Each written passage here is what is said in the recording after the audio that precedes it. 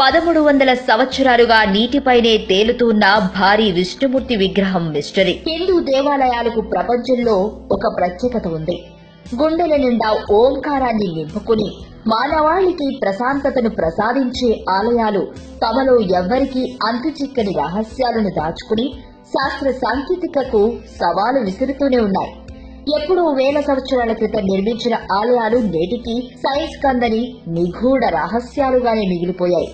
కొన్ని ఆలయాలలో విగ్రహాలు, కొన్ని ఆలయాల నిర్మాణ శైలి నేటి ఆధునిక సాంకేతికకు అంతుచిక్కని మిస్టరీలుగానే మిగిలిపోయాయి. అలాంటి మిస్టరీ ఆలయమే ఇప్పుడు మనం చూడబోతున్నది బుద్ధ నీలకంఠ ఆలయం. ఈ పేరు విని ఇదేదో బుద్ధుడి ఆలయం అనుకోకండి, సాక్షాత్తు మహావిష్ణువు ఆలయం ఇది.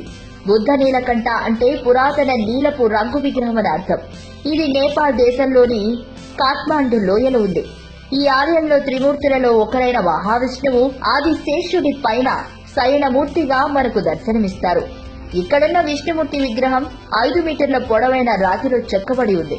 సహజంగా విష్ణుమూర్తి శయనమూర్తిగా ఒక పక్కకు తిరిగి పడుకుని ఉండే మూర్తులు మనకు దర్శనమిస్తుంటాయి. కానీ ఇక్కడ మాత్రం వెల్లకిలా పడుకుని నింగి వైపు చూస్తుంటాడు స్వామి. ఇంకో ప్రత్యేకత ఏంటంటే ఇంత భారీ విగ్రహం నీటిలో తేలాడుతూ ఉంటుంది. భక్తులతో పాటు పరిశోధకులు సైతం విశేషంగా ఆకర్షిస్తున్న ఈ విగ్రహం 1957లో జరిపిన ఒక అధ్యయనం ప్రకారం 1300 సంవత్సరాల నుంచి నీటిలో తేలాడుతుందని ధృవీకరించబడింది. ఇంత బరువైన విగ్రహం నీటిలో తేలాడటాన్ని భక్తులు దైవశక్తిగా నమ్మితే, పరిశోధకులు మాత్రం ఈ విగ్రహం అలా ఎందుకు నీటి మీద తేలుతుందో తెలుసుకునేందుకు చేసిన ప్రయత్నాలు విఫలమయ్యాయి. ఈ విగ్రహం గురించి స్థానికులు చెప్పే ఒక కథ ప్రకారం, ఒక రైతు తన భార్యతో కలిసి పొలం దున్నుతుండగా ఒక చోటకు రాగానే నాగలి ఆగిపోయింది. అక్కడ భూమిలో నాగలి దిగిన ప్రదేశం నుంచి రక్తం బయటకు రావడం గమనించింది.